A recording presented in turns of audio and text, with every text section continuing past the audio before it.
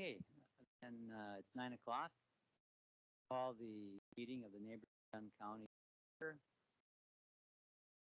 have, I think, advisors here.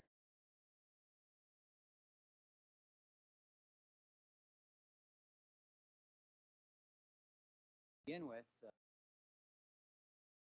Mike, I can hardly hear you. yeah. Can you hear me now? I'm talking right into it. Very little. Jane, can you hear him? It was very blotchy, but I think if you speak right into the microphone, it might be better. Matt's checking on it.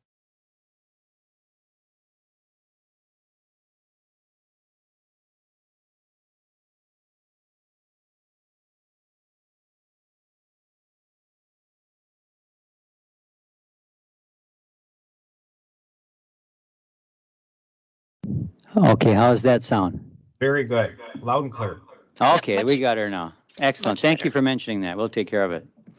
Now we just had to call the roll. I'd like to welcome everybody. And Barb, you were at a few, and you've been to so many in the past, but welcome too. For you two guys, this is a regular template here you have for the agenda. It's always going to look the same, with very few exceptions.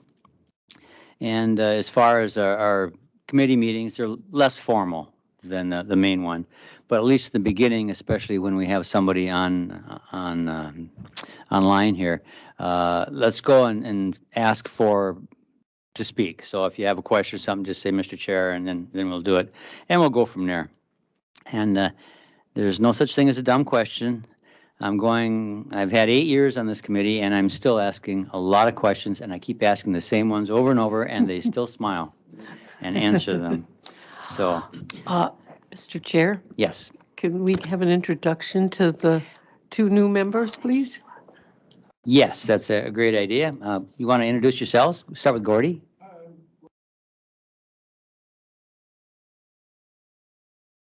And I'm Tim Wofford, District 1. I'm Barbara Lyon, District 15. Nice to meet you. Yeah. And I see Supervisor Story is coming in.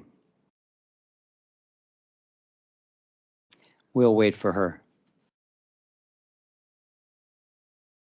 And who is the gentleman online? Chris Anderson is over at the Neighbors, and what's his official title, Carmen?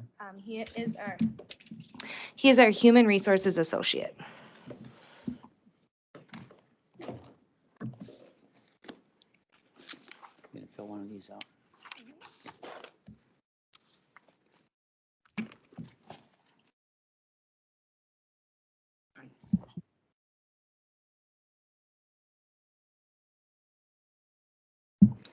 Okay, just comment that Supervisor Story is here now, so we have all 5 of us.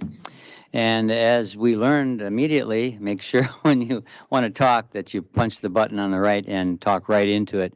If you sit back in your chair, it'll be very difficult for the people that might listen to this on YouTube for them to hear. And we have the minutes, at which only Barb and I were here for.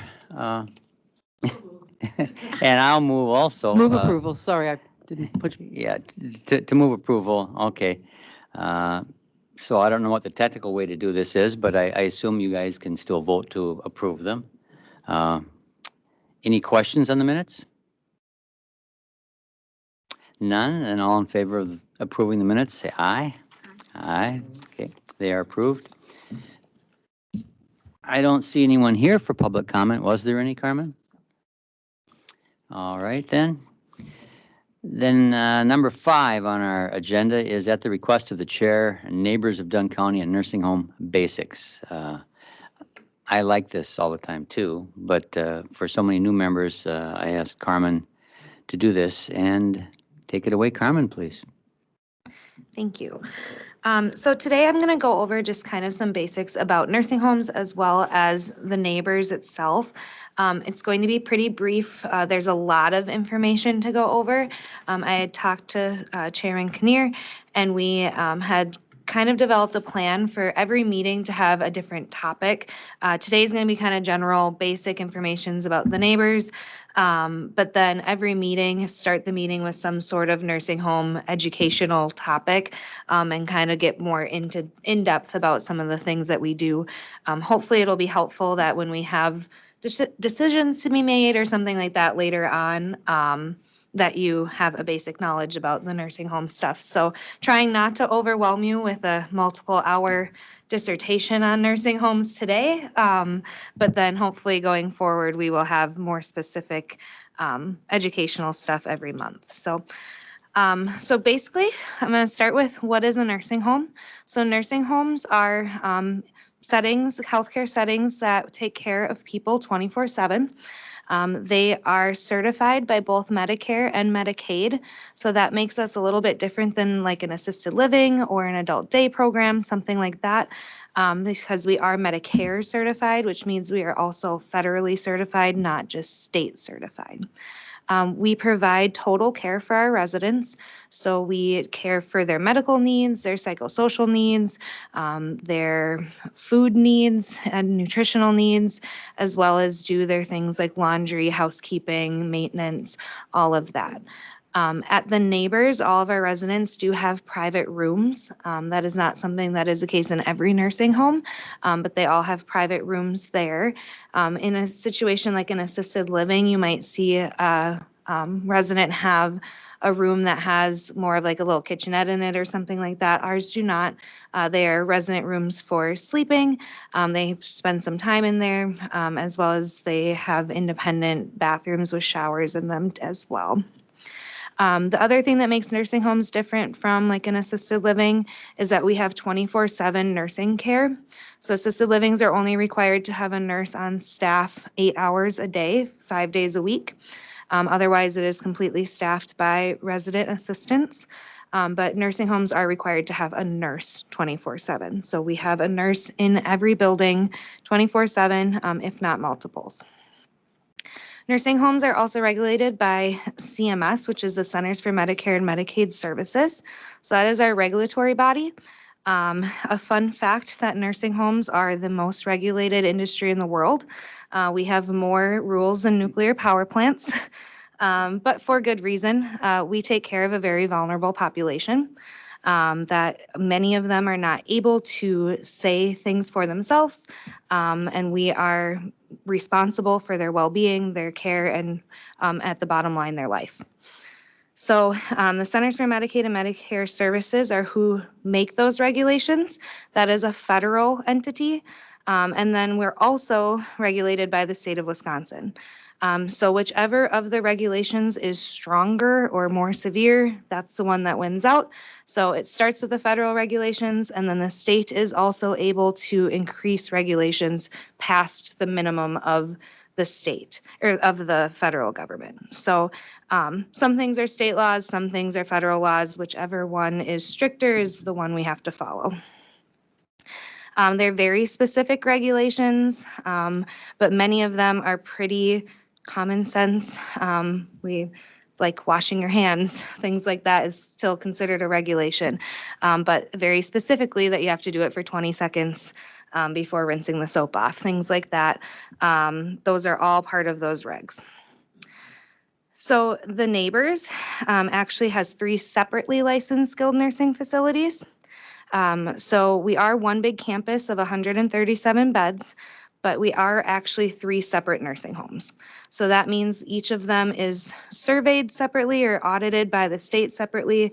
We have different rates for each one, and have different situations that happen in each one, but we do operate as one big campus.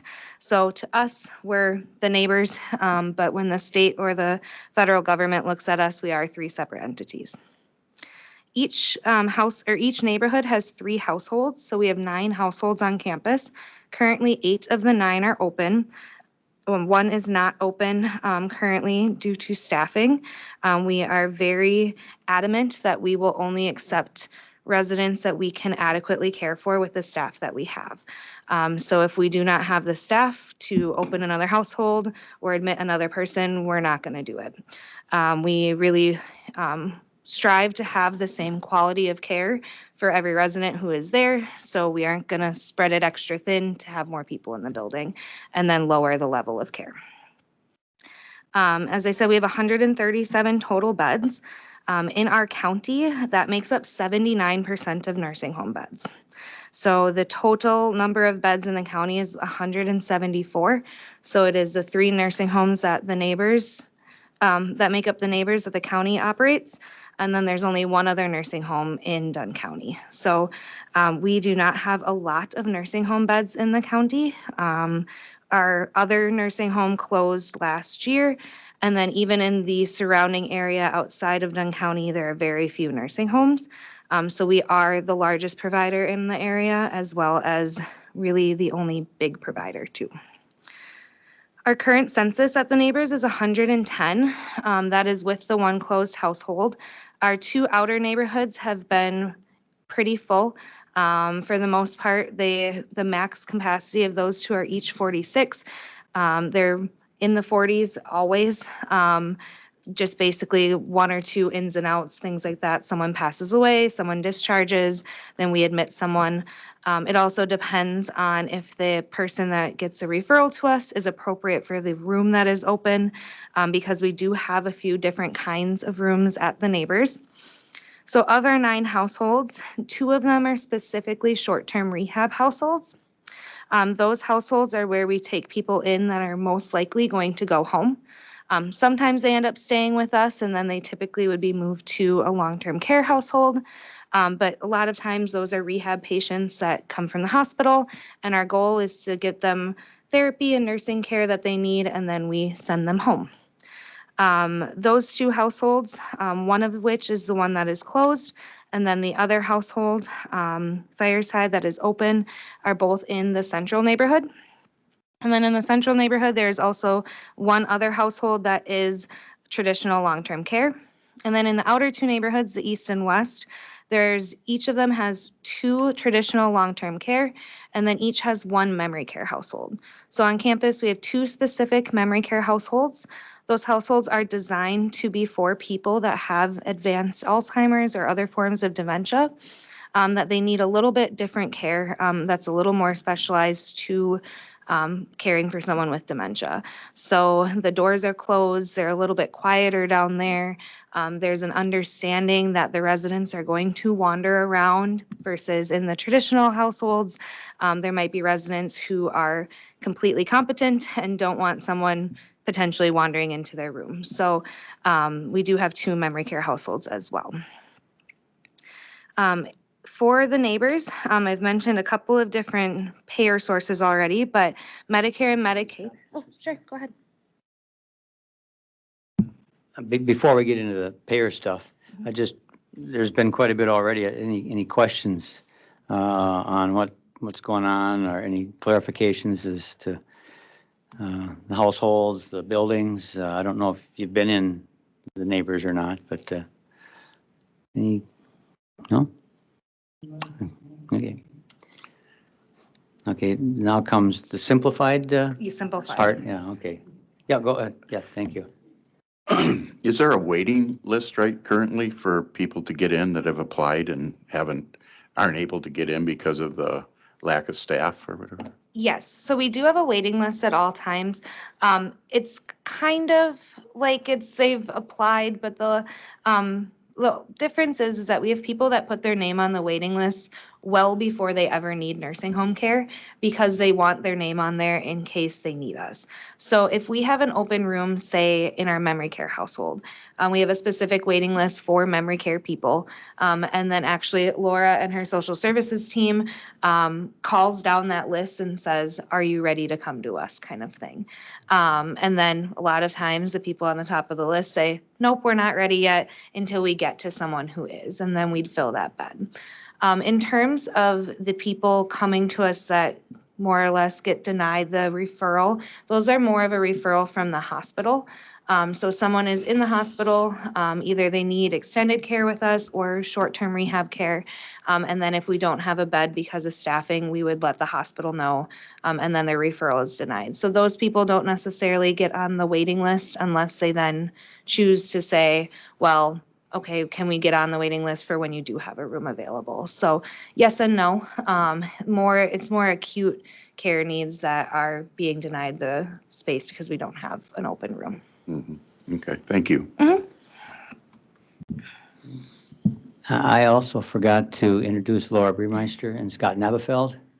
Would you like to, Carmen, or you got, go ahead, Laura, tell us who you are.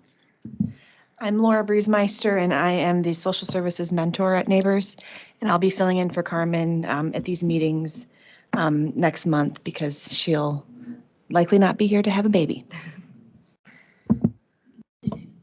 Hi, I'm Scott Nobbyfeld. I'm the Facilities and Parks Director. I handle the maintenance. I have two staff that are at the Neighbors doing the repairs and work orders and everything, preventive maintenance for the buildings and equipment. Thank you. I didn't mean to leave you guys out. Yes, sir. Gordy. I do have one question. I don't know if you can answer it or not.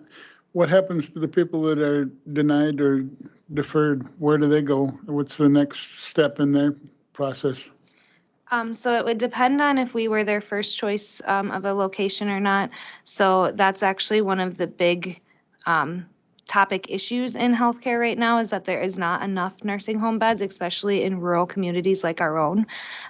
So if they get denied a nursing home placement, they either stay in the hospital, which the hospital doesn't love, and it does also hold up a bed for the hospital. They might go home, which could also be a dangerous situation for them if they do need nursing home care. They could go to a lower level of care like an assisted living, but typically that's not appropriate if they were being referred to us. Or they might go to a facility that's farther away from home, which then makes it more difficult for families and things like that. So it's not a great situation, and it's one of the reasons that our community especially is in a fairly dire situation for nursing home beds, because we have so few in our area. Great. Yep, Tim? I was just wondering, what's the current cost to be admitted, for a person to be admitted into the nursing home? Could we wait on that one until she talks about the money? Absolutely. Yeah. 'Cause she was just gonna start about that one. Yeah. Perfect. Good transition. That's perfect. Thank you. So talking about payer sources. So I've mentioned Medicare and Medicaid. Those are two of our biggest payer sources. Medicaid is state-funded payment, basically. So it is someone who is not capable of paying for nursing home care themselves. And that is done through, they have to apply for it. They have to prove that they don't have the assets to do so. And then we would, if they have Medicaid, as we verify that they have that, and then they could be admitted to us. So Medicaid, each facility has a different rate. It's roughly about $400 a day that we get from the state per resident per day. That is the Medicaid rates. It's roughly, each of our three facilities has a different exact number, but it's right around 400. Medicare, those are for our short-term rehab residents. Medicare is acute care cost, so they do not pay for that long-term. It is a maximum of 100 days, but that's kind of a caveat because that's only 100 days if they need 100 days. So not everybody is guaranteed 100 days, and at day 21, there also starts being a copay. So Medicare funds for our short-term rehab people, or sometimes our long-term care people, if they go out to the hospital for an acute care need and they have a qualifying stay, they might come back to us on Medicare for a little bit. And then once their therapy and things like that end, they would go back to whatever their regular payer source was, whether that be Medicaid, private pay, or some other form of payment. Private pay is residents who pay for their care independently. So that is, we have a few residents that still do pay for care privately. Our current rate for 2024 is $326 a day. That's actually on the agenda later to discuss a 2025 rate because we are already starting budgeting season for 2025. So we will discuss that a little bit later as well about how we come to those numbers and then also get some guidance from this committee about your preferences on private pay rate for next year. Other payer sources that we have that they're kind of far and few in between. We do have commercial insurance as a payment source. So that can be something like Medicare. So it's basically if someone waives their Medicare benefit and then they choose to have a purchased insurance company. So you might see ads on TV or billboards for United Healthcare or Blue Cross Blue Shield. Those kind of companies sell Medicare-like plans to people so that they can use them when they need Medicare-like services. So we have a few of those every once in a while. They operate very similar to Medicare. The only difference is that they typically have case managers that follow them that then kind of decide whether they need us or not. So it's a little bit different than Medicare. And then the last one would be Veterans Administration. So we are a VA home. So each county has one VA contracted nursing home in the state. So our 3 facilities, they've let us do it in all 3 because we are one entity. But so we do accept VA as a payment source as well. So if a veteran qualifies for nursing home care under their VA benefits, we do accept that as well. And how much does the facility charge the VA for a vet that goes in there? How much does the VA reimburse the nursing home for that? Sure. It does depend on what they need. So if they're there for short-term rehab, it is similar to Medicare. So that is actually a contracted thing with the VA. We do also have a lot of people on VA hospice. So that would be a different rate. So it really just depends on the person. But we have a contracted basically plan of rates with the VA administration, which is normally very similar to Medicare. It's, I believe, 5% less or something like that than the Medicare rate. Any questions on payments before I move on? There's a little bit more, one more, just a little bit. Okay, the last thing I was going to talk about today was just our employees because that is something we talk about a lot. We do an employment activity report every month. Chris Anderson gives that. So I just wanted to give a brief overview of who we employ at the Neighbors and how many people. So currently we have 141 internal employees at the Neighbors. So that includes people from many different departments. The people it does not include is Scott's team, as they're not direct NDC people. We really contract facilities to Scott's department. It does not include our therapy department and any contracted or agency CNA and nursing staff. So the positions that we have in those 141 employees is RNs make up a lot of that, which also includes our MDS nurses, our assistant clinical mentors, which is nurse managers, and our clinical mentor, which is the director of nursing. We have LPNs, CNAs, homemakers who provide cleaning and food services, food service workers who help make food, cooks. We have a dietitian, we have a certified dietary manager, human resources associate, we have 2 unit clerks, we have 3 social workers, we have a scheduler, a receptionist, and then we have life enhancement staff, which is also includes music therapists and recreational therapists. So we have a lot of different employees and a lot of different roles.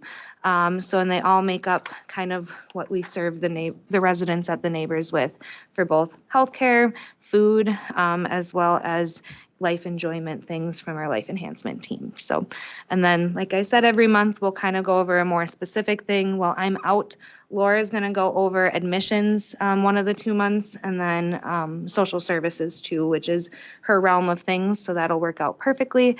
And then we'll go into different stuff at different months. Who determines salary rates and how is that determined? Who gets to make that? And is our on this committee is, do we have any responsibility, or do we approve or disapprove of any of that? Or how is our part as a Sure. supervisor or committee member, how do we fit into that? So the county has what's called a rate or wage grid. So every position is placed on that wage grid. And that was redone, I believe is 2 years ago now, that they had a wage study completed. So they hired an outsourced company that then came in and reviewed every position in the county, and each position got placed on that wage grid. So I believe that went through the Committee on Admin for approval, and then all the way up to the county board for approval at that point.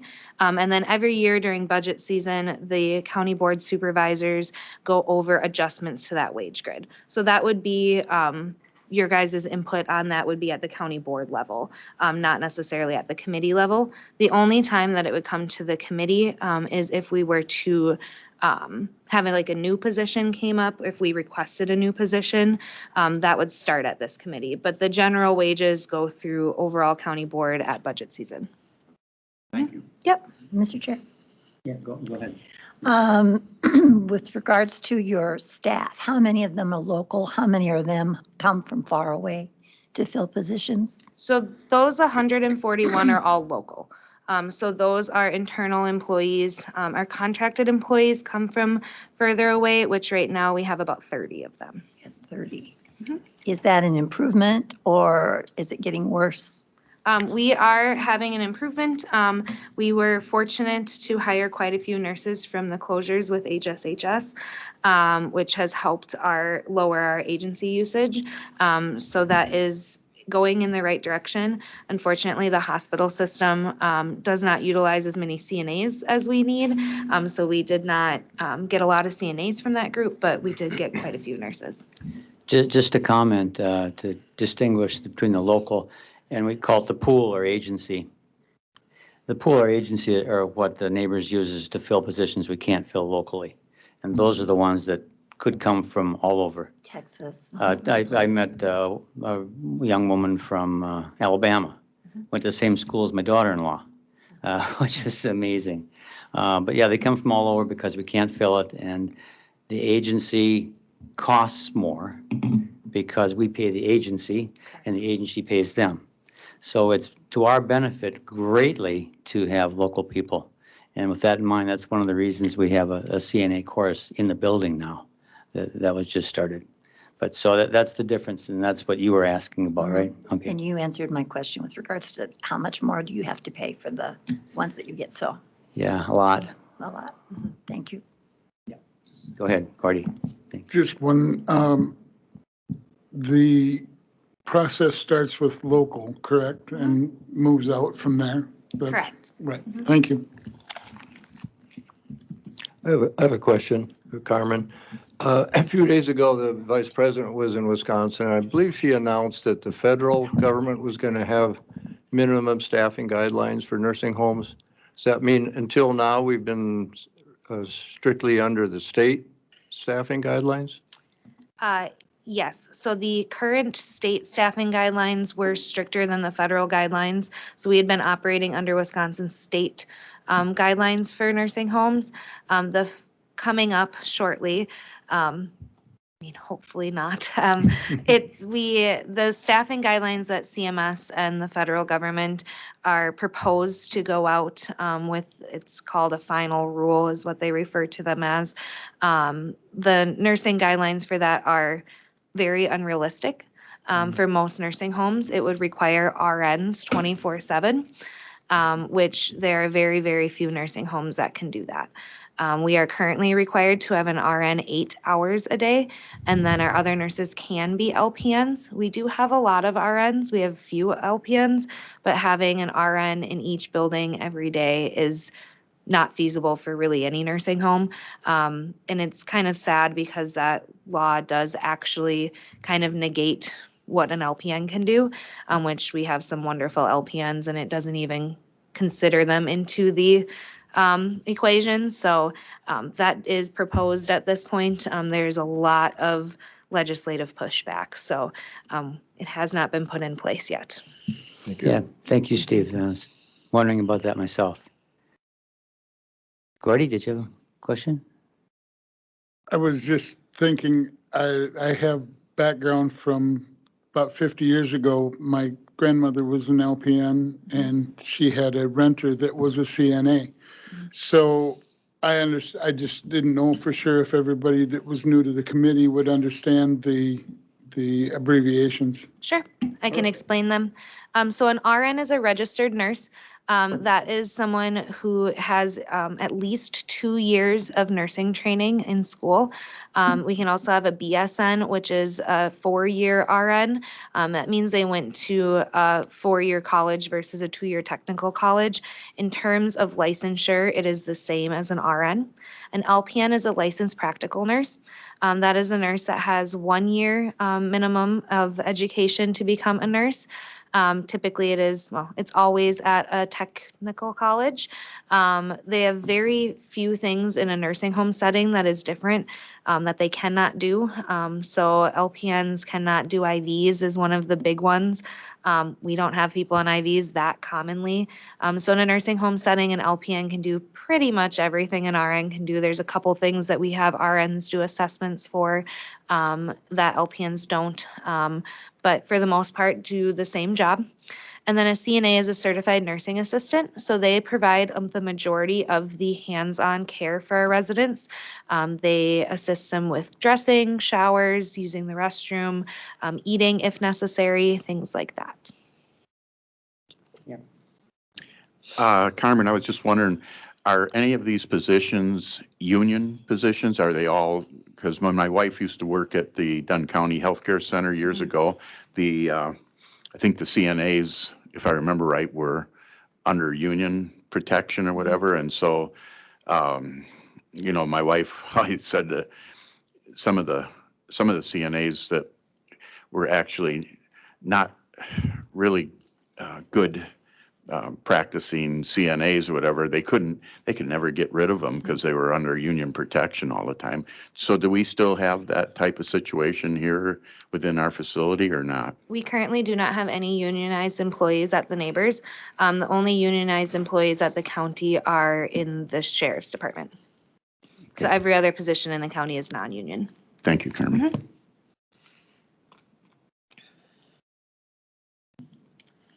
All right then. Thank you, Carmen. And that's just a small part. Yes. Yeah, okay. Laura, we look forward to hearing some more from you next time. So on to Community Mentor Administrator Report, and Community Mentor is a name for Carmen. Yes. So that is, I can explain that a little bit too. So Community Mentor is my title at the county. We have, as Laura introduced herself, as a social services mentor. We have mentor titles. It was something that when we built the Neighbors, the titles changed a little bit to be culture change titles, I guess, for lack of a better term. If you hear administrator, director, licensed nursing home administrator, all of those titles are mine. But when you see county related stuff, it'll say community mentors. So sometimes that can be a little bit confusing. So Quality Assurance Steering Committee updates. So this is on the agenda every single month. This is a meeting we have every month. It is required by the federal government that we have a committee that is called QAPI, which is Quality Assurance Performance Improvement. Basically, it is there to make sure that we are checking for quality issues and then putting in performance improvement plans as needed.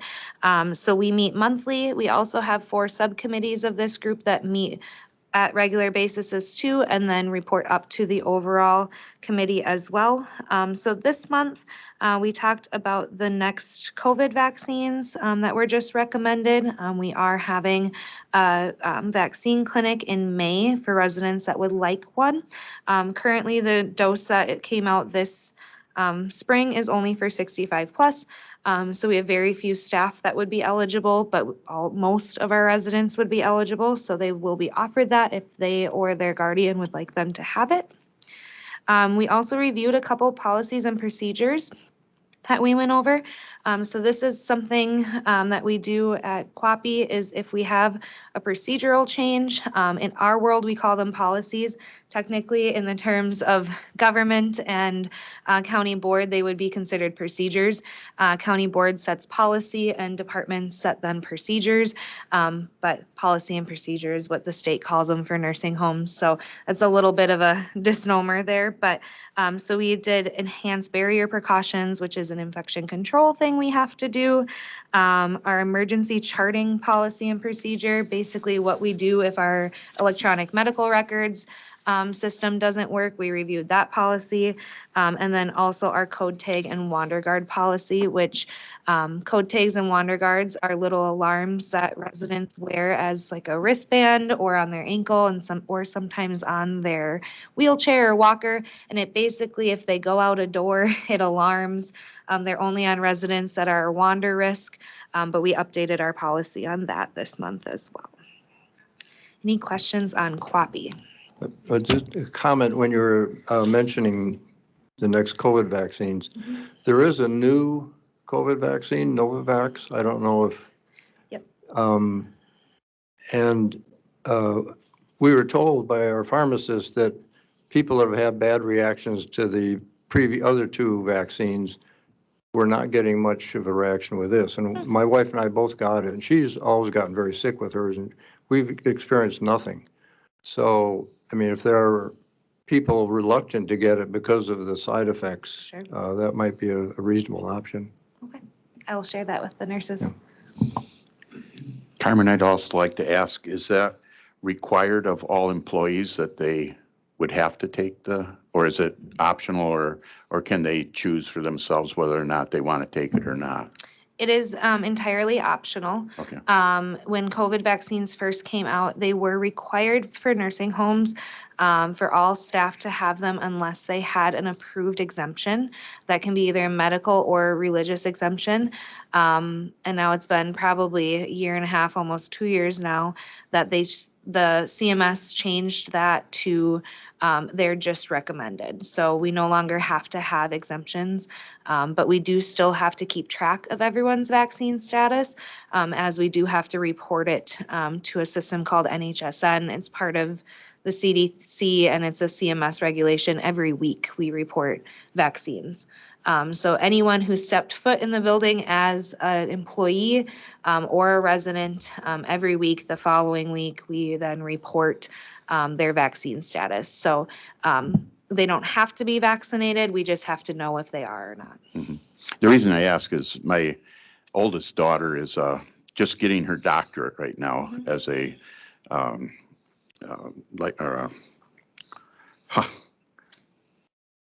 can't remember the name of the title or whatever that she's in, but anyway, she's just completing her doctorate, and she worked for Mayo. She still does yet, and she was the head charge nurse and things. Mayo required that all their employees take the vaccine. She was articulate enough to write to both our assemblyman and our senator in the state and ask them to intervene for her with Mayo, which they did. It was very gracious of them to do that, and she was excused then by Mayo from getting the vaccine. I also have a son that's a major in the United States Army. He's a physician's assistant in the United States Army. They fly him all over America. They would not let him out of getting the vaccine. They forced him to take it, even though he didn't want to. They forced him to take it.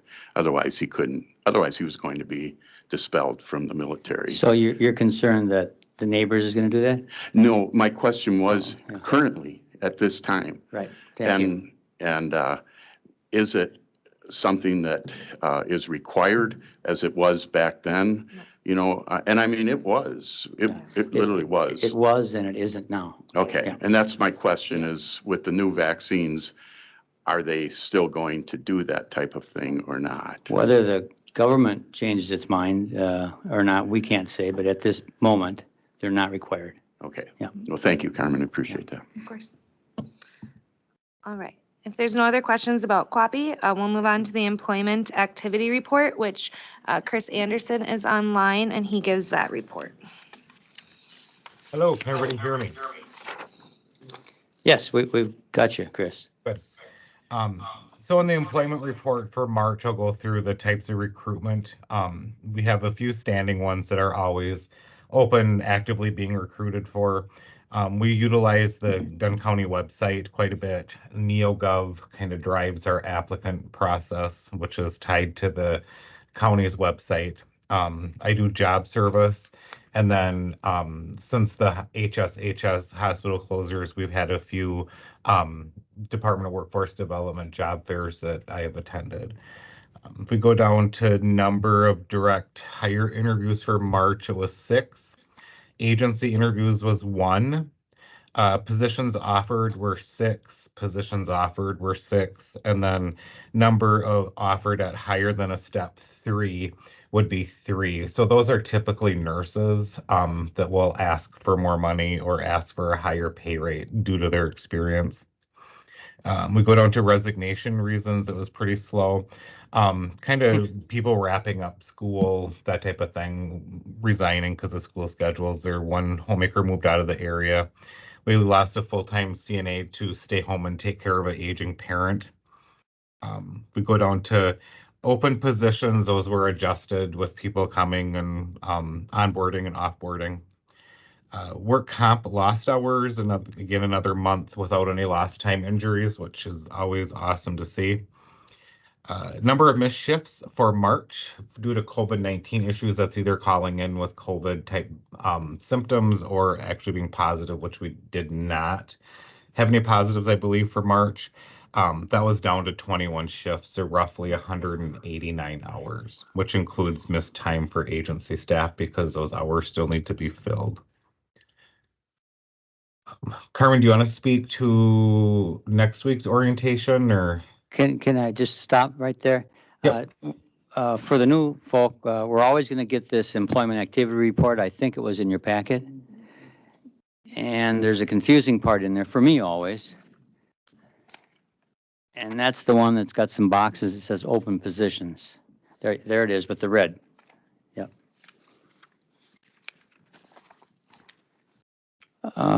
Chris, do you know which part I'm talking about? Open Yep. positions? Okay. Could you just tell us what the 14 means, what the 3 means? So for like say in the RN section, there's 14 positions that are technically open right now or vacant, and 3 of those are filled with agency. So kind of to get up to filling those positions, a lot of times people will pick up the extra hours. So they're technically not, empty spots where we're just not staffing. I mean, we do end up staffing it through, nurses picking up shifts or through the agency staff that we have. But the 14 is kind of like a head count, if you want to put it like that. This is how many spots that are technically open. And 3 of them in this case were filled with agency or pool staff? Correct. Yeah. And the other 11 are picked up, as you said, people just picking up shifts and so forth? Mm-hmm. Picking up for incentive pay, that type of thing. Okay. And the same thing for LPN, CNA? Correct. Okay. Yep. Thank you. Any questions on the employment activity? Yeah, go ahead. Just when it says 3 positions filled with agency, that's the agency you were talking about that we have to contact because we can't get local Correct. people and stuff. So, Correct. so that we have quite a few positions that are filled with that agency Yep. then. So as I mentioned, there's roughly 30 right now that we have. So there's 21 CNAs, 5 LPNs, and 3 RNs. Is there someone from the county that actually solicits current people in college that are graduating that would be, trying to entice them to come to our facility then to work there? Yep. So both Chris as well as the county's HR team attend many job fairs, including ones at UW Eau Claire, CVTC. We have CVTC students that come in and do their clinicals with us.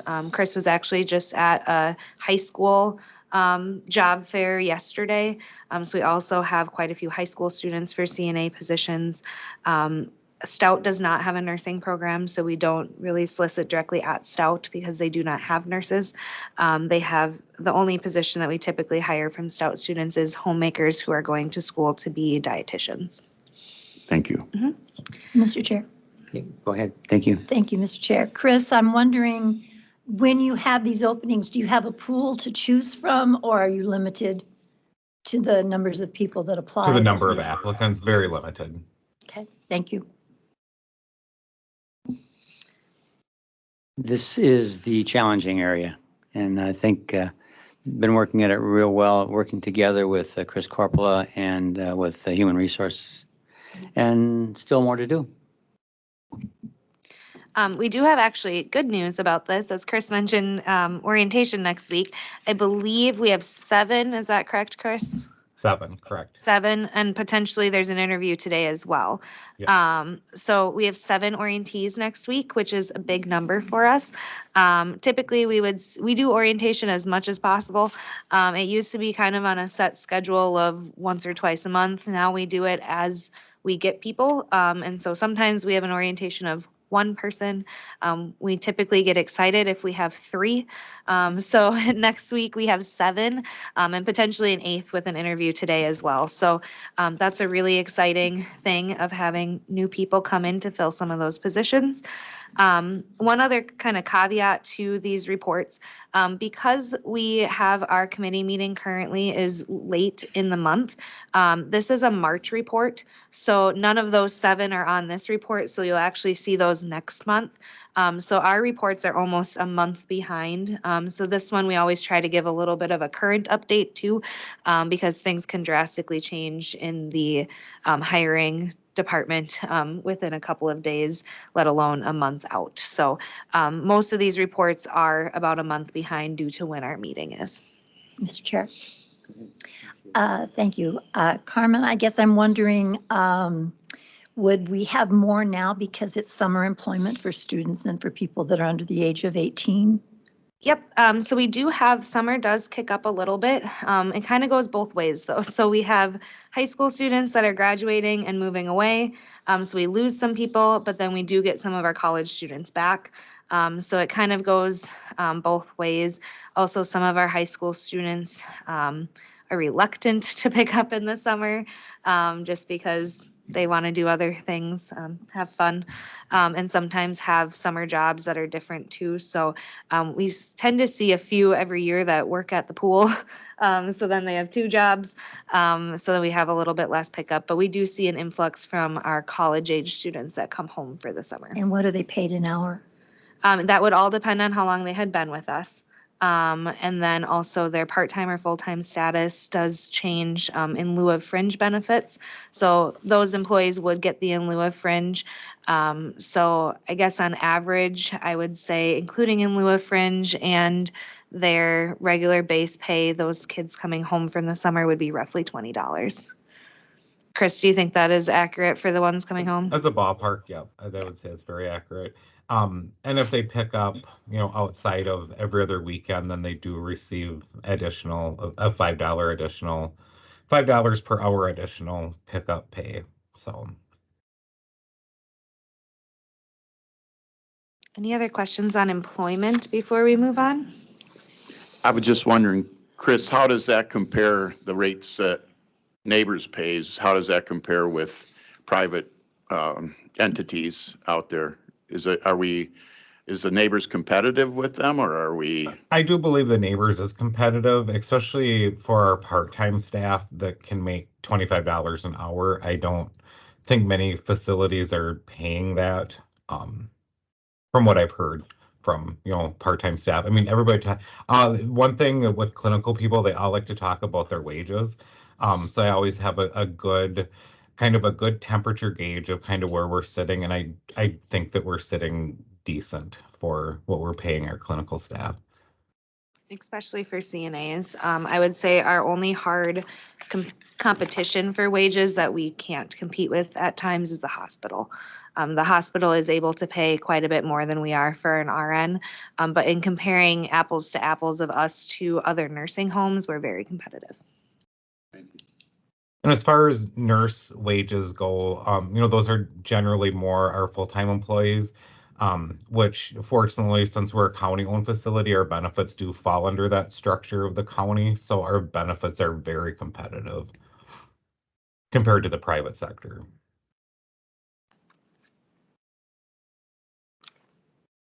Okay, if there's no other questions on that agenda item, we'll move on to the CNA training program. Just a brief update. So for our new members, we do have an internal CNA training program that has been a long fought battle to have at the nursing home. So we're very excited that we had our first class go through that in the end of March and early April. So I believe we had 5 people graduate from that class. We did have 1 internal person go through the class. And then we also have 1 internal person that went through the same program, but at a different facility. So we partner with a company that runs the CNA training program, and they do it at multiple different facilities. So we did not have a class in April just due to low numbers of people signing up for it. So she was able to take it at one of the Dove Healthcares, but is then going to come back and work for us as well. As a CNA, she was a kitchen employee. And we have 2 other internal staff members that are interested in taking it at our next course as well.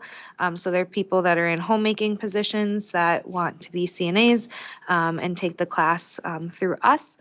We currently don't have a class going on at this point. We do have CNA and nursing students through CVTC right now, but we're hoping in the summer to have multiple classes at different times, especially for our high school age students. The summertime is a lot easier to do something like a CNA class. So we're looking forward to having more of those shortly. Mr. Chair.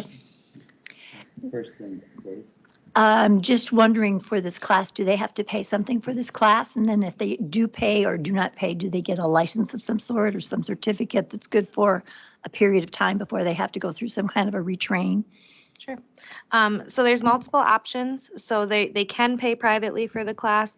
Otherwise, it can be paid for through Wiz Caregiver Careers Program, which is a state-funded program that basically we as a facility pay for it up front, and then we get reimbursed by the state because we are contracted with that program. It is a state program that was initiated several years ago to try to produce more CNAs because we're in desperate need of them across the whole state. So that's the majority of the people are through Wiz Caregiver Careers. So us and other nursing homes participate in that, and then that they get that completely covered. To get certified, you have to take the 75-hour class. And then you have to pass both a written and a skills test. So after the class is done, the student is then responsible for setting up a testing time frame. So we're not a testing site. You have to be specially certified to be a testing site. And because we have a new program, we can't be yet. But there are testing sites locally. And then they'd sign up to test. They take a written test, and then they also take a skills test where it is proctored by an instructor that then asks them to perform different nursing skills or CNA skills. And then they would pass or fail that. Once they pass that, then they get a certificate as well as they are listed on the CNA registry, which then we can verify that they are a certified CNA, and then they can start working. And the other part of your question was, do they have to get recertified? Nope, as long as they work in a healthcare setting for a minimum of an 8-hour shift during their 2-year span of being relicensed. They have to renew their license every 2 years. As long as they work a shift, as well as have 12 hours of continuing education, which is provided by the nursing home. So we have required education every year. And so every staff member participates in that, and then that keeps their certification up to date. Yes, I was just wondering with the in-house CNA training now, you said there were several people that took it. I was just wondering on retention, all of them stay with the system, or have they moved on, or some didn't qualify for it? So how this program works with the company that is doing it is they market to all the different nursing homes, all the different schools, things like that, and say these are our available classes. So some of the students that came to us were employees of other nursing homes already, so they would have gone to their nursing homes.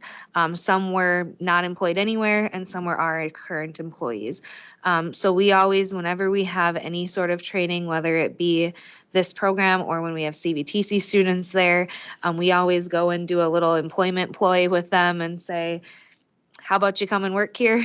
So we hope to get some, but through the Workforce Institute, the company that we work with, they also do market to other nursing homes. So there was a couple of people in that class that were kitchen staff or housekeeping staff or something like that at a different nursing home that were doing the same thing that our staff were too. So some stay with us, some go other places, but if there's people that aren't employed at a nursing home prior to, they typically do stay where they did their training because it's comfortable, things like that, as well as then you do your clinicals there, so you know where things are, what things are like and stuff like that. So, yep, good question. Just that in the future, it would be nice to know, if there was 10 people that took the course, 5 of them came in from somewhere else, 3 of them stayed with us, you know what I mean? I don't know that it makes any difference to anybody, but it does seem to, if you've got a course that you're offering, are we getting anything out of it? Thank you. It's interesting, we're not actually offering the course. We're providing The space. the space to do it.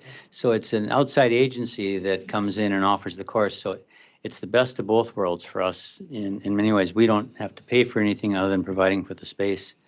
And like she said, they have a wider range of advertisement than we could. So.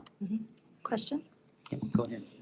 Is there a certification requirement that says that if you are certified and you are working and employed by the neighbors, that if there was a family member that decided they wanted to take their individual outside and take them home and utilize home care in some capacity, that they would not also then be able to work and assist at a private home in addition to working at the neighbors, to where they might be enticed maybe to? I'm going to step in for Carmen here because that's out of her area of expertise.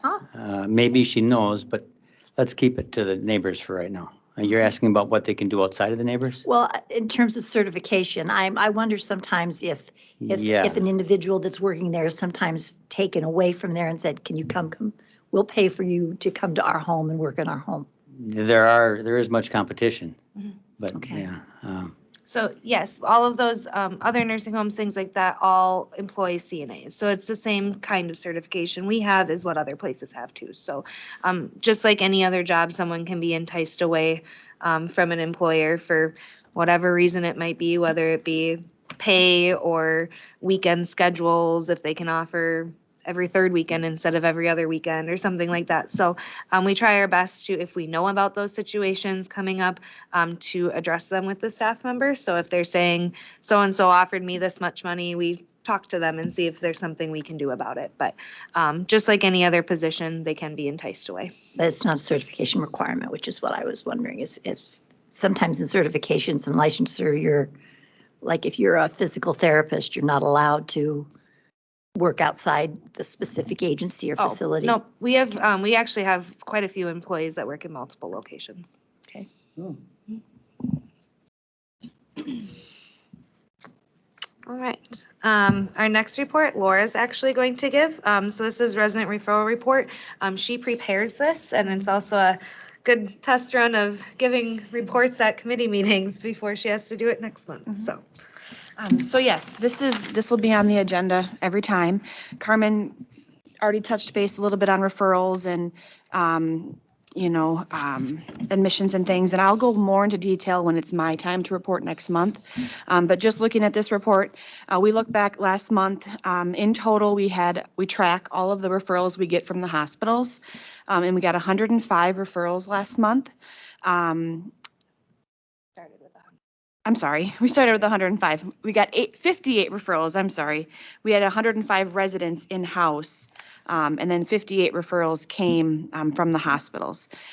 Those hospitals include locally Menominee, Eau Claire, sometimes from the cities as far as Wausau, La Crosse, and the number of residents we admitted to neighbors last month was 17.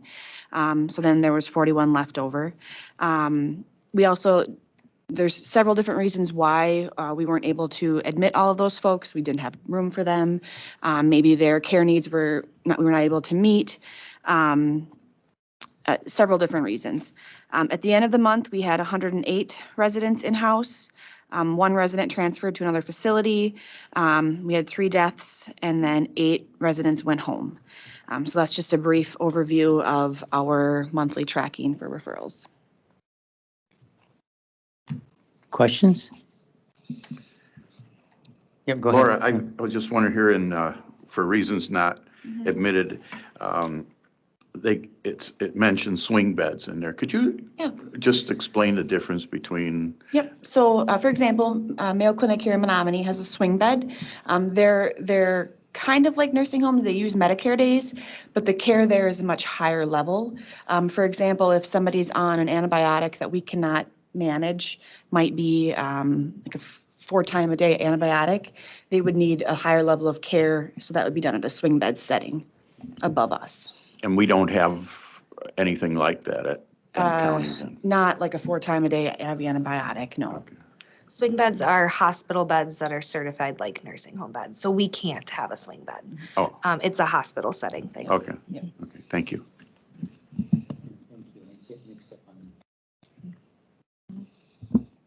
Any other questions about referrals before we move on? Okay. So the next is environmental facilities report. So Scott is here and he will go over that. Good morning, everyone.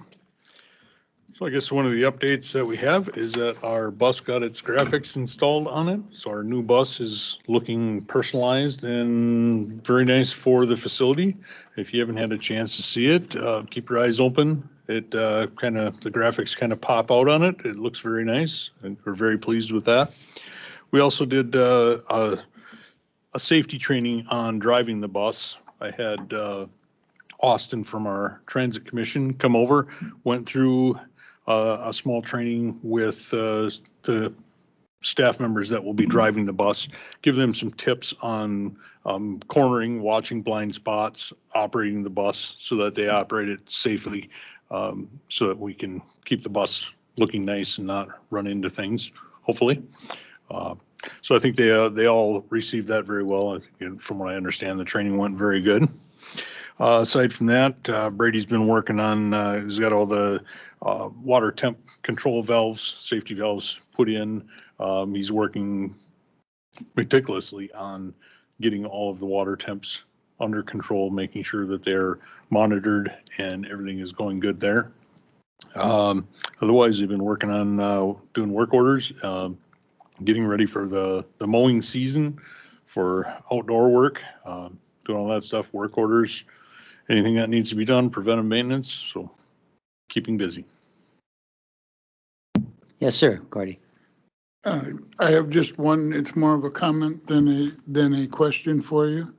After over 30 years in the transportation industry, I have found that your number one problem is overhangs and awnings when it comes to buses and oversized vehicles. Very true, very true. And that was one of the things that Austin was directing them to, is definitely watch for overhanging objects. So good point. Thank you. Was that from firsthand experience? And you don't have to answer that one. Unfortunately, it was not firsthand. I did bump one corner once, but more of my time was spent recovering product and redelivering because of people that hit things like that, including semis and trees. Yeah, I was just curious there. That's good. Yes. All right, so our next agenda items, all the ones above this are here every month. We give reports on all of those things. And then typically at the end of my report, we talk about a couple of different things depending on what's currently going on. So everything you've already heard, those will be recurring things every single month. These 2 bottom ones are things that are just on there for this current month. So private pay rate for 2025. Every year we discuss this at one of the committee meetings to kind of go over what our plan is for the next year's private pay rate. Normally we do this a little bit later, but because I am going to be gone during the peak budgeting season, I thought we should probably talk about this now. And then it also will help with Jane with putting together next year's budget, as this is one of the items that does change every year. So every year we do increase our private pay rate, typically by the inflation amount, just because everything costs more as well. So care costs more, staffing costs more, food is a big part of that too, that costs more. So last year, we did increase by more than our normal amount because we had very minimal increases over the past few years, and we fell behind the inflation rate by quite a bit. So from 2023 to 2024, we actually increased by 9.5%. Which was below what we had fell behind, but it was something that we thought would be a palatable number. That being said, our private pay rate is below our Medicaid rate, which has never happened before. Medicaid used to be our lowest payer source, and now with some rate increases from state legislation, our private pay is below our Medicaid rate. So we did have a fairly large increase last year. Our proposed idea for this year would be to just raise by the inflation rate. Since we did have a large increase last year, we don't necessarily want to do that 2 years in a row. For reference, our current inflation rate is 3.5% for US inflation. So 326 was our last year's rate. So our idea would be to raise that by 3.5% to meet inflation. This is something that you all have a say in. So if there is ideas, thoughts, questions on that, we do this every year, and we send out a rate letter prior to these going out to families. Okay, Supervisor Lawfer, this is where you had a question about daily rate? Yes. Yeah, okay, so you see our, no, we're not. This isn't an action. We're just talking about it right now. Mhm. So what is the daily rate right now? So right now it's $326 a day.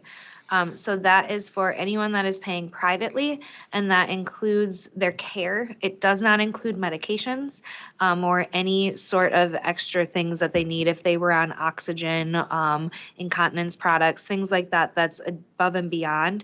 But it includes their room and board, their food, and then also includes staffing. So the cost that it takes to take care of them. So that went up from last year by 9.5% to get to the 326. So then our thought for next year would be raising it by the inflation rate instead of doing a bigger jump that we had before. So 326 now, and the 3.5% will put it at? Ooh, I will do math quick. 337.41. Thanks, Jane. Now, that was Jane Hansen you just heard. She takes care of all of the finance she and her staff keep track of our finances for the neighbors. What was that figure, Jane? $337.41. So we would typically round that to the dollar, the closest dollar. So Carmen, would that, excuse me. No, go Apologize. ahead. What the medication, what the Medicaid rate Let's, was. can we go with Tim first?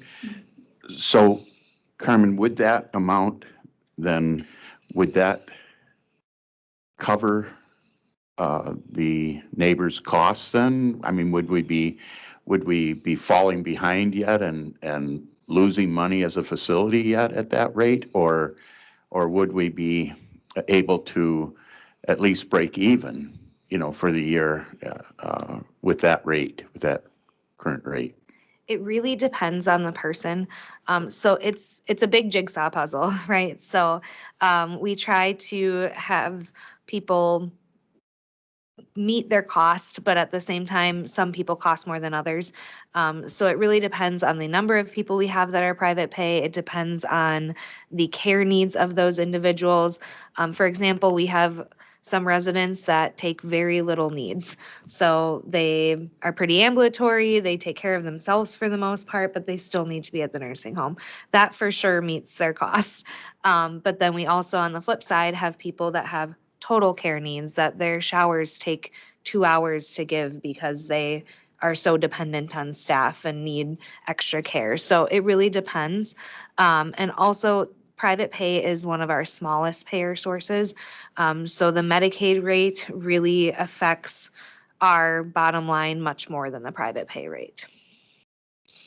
So is the Medicare and Medicaid, is that adjusted by the federal government, how much you're allowed to charge as a facility? Or is there a legal limit to that, how much you can charge? And then I was just wondering, does Medicare and Medicaid, do they always pay the amount that is billed by our facility to them, or So do they Could- not? Could you start with Medicaid? yes. please, Okay, first? so there are two separate payer sources. So Medicaid is state funded. So those rates are set by the state on a quarterly basis. So we get rates from the state of Wisconsin based on what's called our cost report. So we submit a cost report annually that shows how much money we are spending on nursing home residents. And then they initiate rates from that. And then those are adjusted by, without getting too into the weeds, we send in assessments basically of our residents that show what our case mix index is, which just basically is a fancy term for saying how sick our people are. And how much care that they need. So then we get rates for each of our buildings. So we don't get to decide what those are, the state does for Medicaid, which historically those rates have been very low. Over the past couple of years, we have been very lucky that the state of Wisconsin has put into effect some changes to legislation regarding Medicaid rates, and those rates have increased significantly. So that's why those are actually now higher than our private pay rate is. Okay, Sheila, you want to jump in here? Would it still be higher than at this new? Yes. Sorry. Thank Yes. you. It would still be, okay. And then you're also getting reimbursement back from the state on Medicaid as well? Medicaid is state. I mean, Medicaid is state funded. But you're getting like $400, was it? That's the Medicaid rate. Okay. So that's any resident that's on Medicaid, we would get the state Medicaid rate for them, which is about 70 to 75% of our residents. And each Medicaid resident, the payment for each resident is based on that resident's needs. For Medicare, Medicaid is based on the facility's rate, which is based on there's a one universal rate for each facility that is based on the residents that we have. So they look back and say, these are the residents that you had. This is what we think your rate should be for that period. Okay, and the state sets that. The state sets that. Okay. Are you- That's are you able- Medicaid. Okay, Excuse go me. ahead. Are you able to adjust that depending on the amount of care? I mean, if you show, or when you submit that report of the amount of care that our residents needed, will that affect how much the state allots you? Yes. So the reports we submit is what affects that rate. But we can't adjust it on like a regular basis. Like we bill Medicaid every month. We can't adjust it monthly. It's adjusted every time the new rates come out. So we submit a large cost report every year. So that gets sent in actually shortly. By the end of this month, we'll be sending that in to the state, and that determines our rates, and then they're adjusted quarterly on the state's fiscal quarters. So that would kind of mean that if our current residents required an extreme amount of care, that we would Correct. be losing money on them because they would not be paying us as much as what we really needed That to is a take care of possibility. those. Until the next time around. Yes, until the next time around, then it would go up. With government, it's always very retroactive. Sheila, did you follow up too? Well, I'm just wondering then on Medicare, am I also? Can we wait for Medicare? Let's just answer the Medicaid stuff because it's different. I thought we were done with it. Are we done with it? Any more? Okay, On the Medicare. Medicare, am I correct? That's a federally funded program. Correct. And oftentimes the monies that come into the state from the federal government are not often always allotted to the individual facilities. Sometimes they're diverted and go into different areas. Is that still the case? Nope. So Medicare is a federally funded program, and that is based on each resident's needs. So we submit, they're called MDSs, minimum data sets, basically assessments of our residents and what we're providing for them to the government. And then we are given a rate for each of those residents.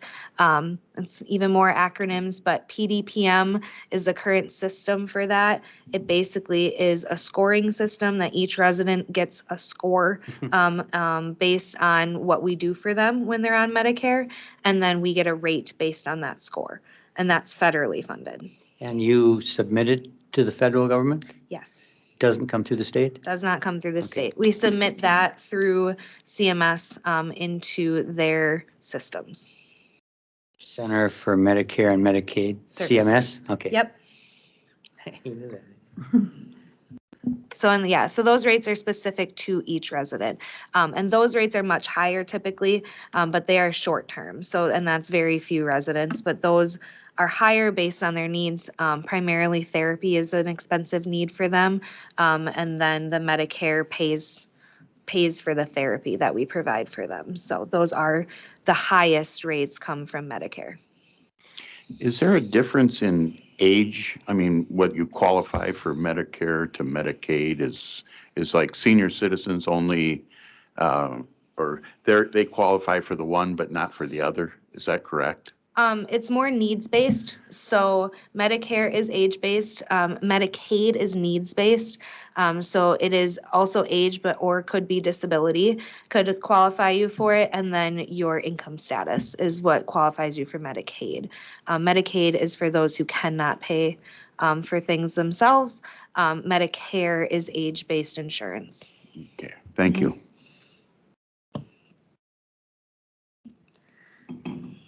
You can see the amount of record keeping that has to be done just for each one, and it's amazing what they do. Okay, that was, we're still working on private pay rate. You suggested that we were at 326 per day, and you suggested we raise it the 3.5%. And of course, this is what we suggest goes on to admin. Is that correct? So this would actually just be a suggestion for us to putting the budget together.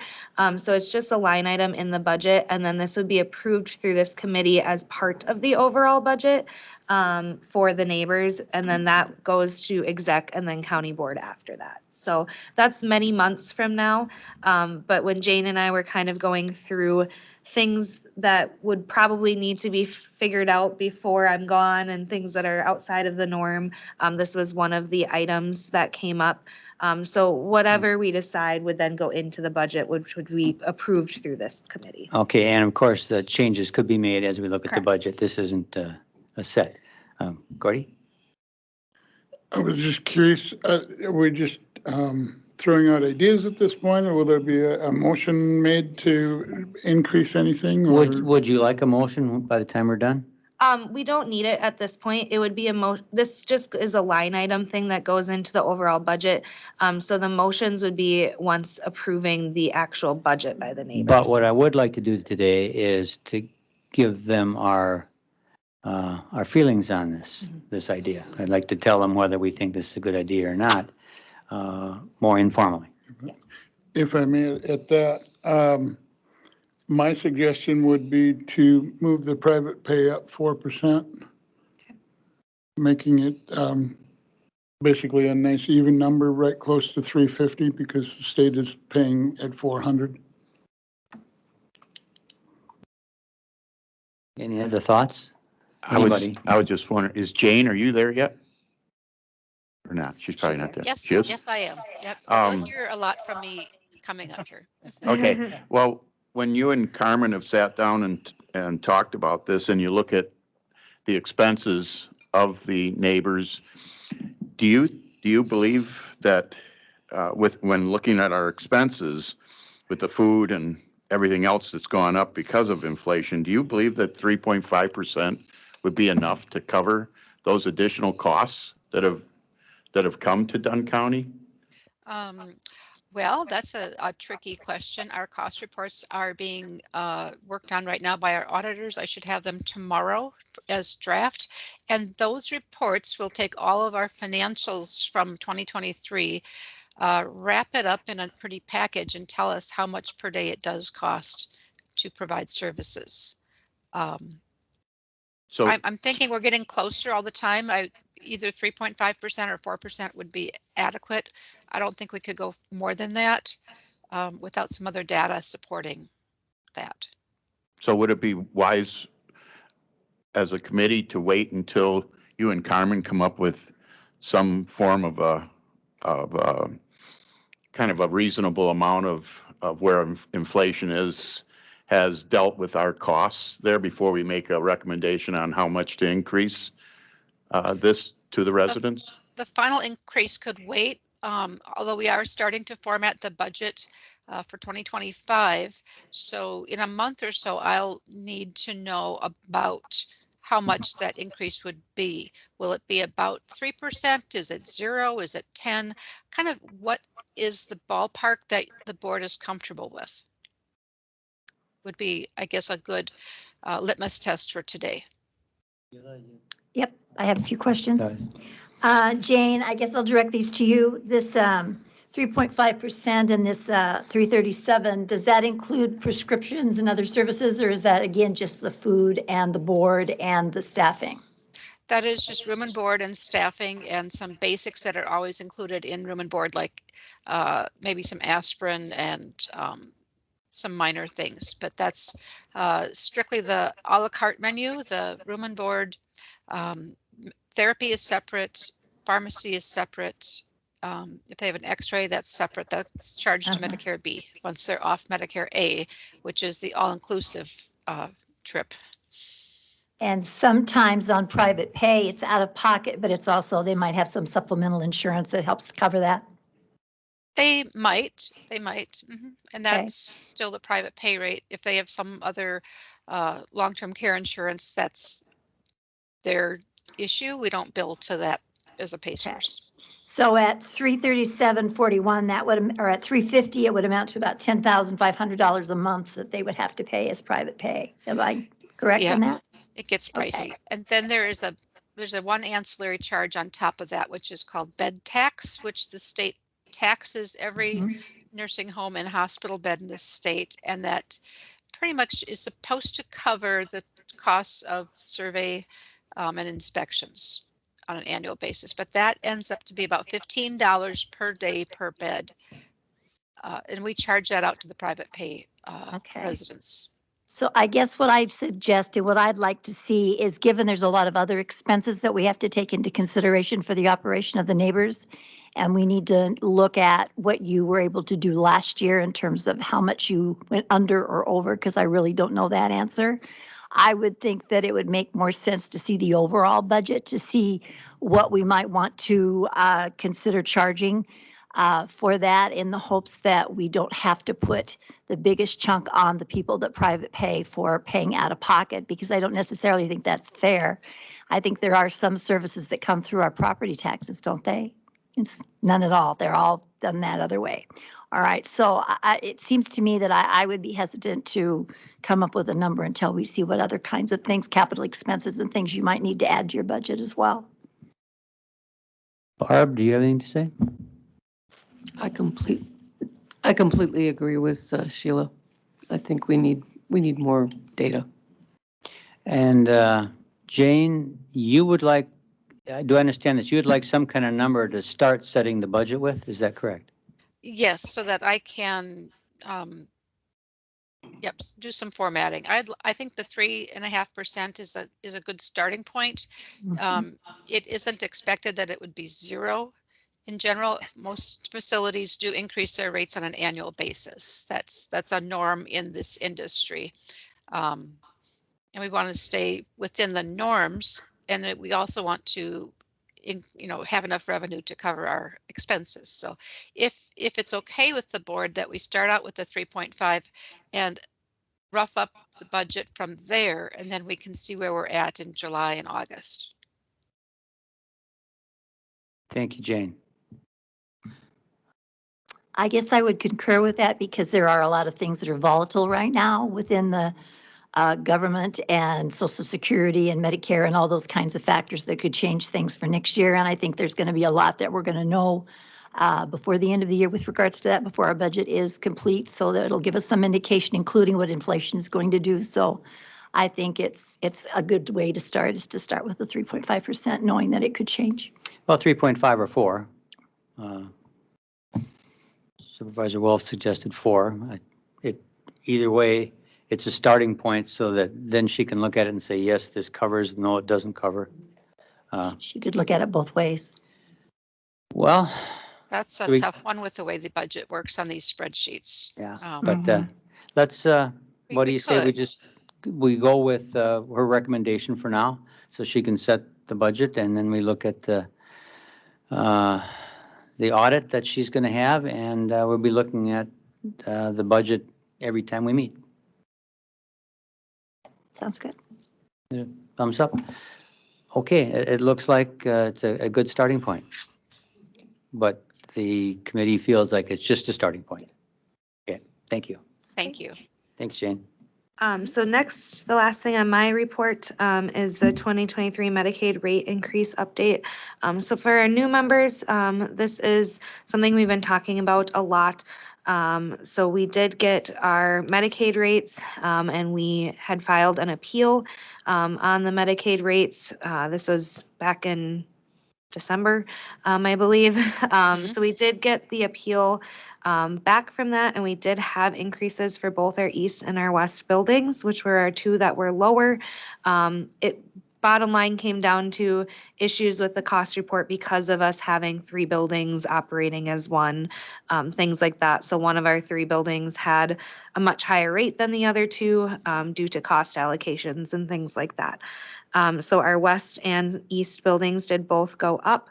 East went up by a little over $30 a day, and west went up by a little over $22 a day. So that was exciting to have those go up.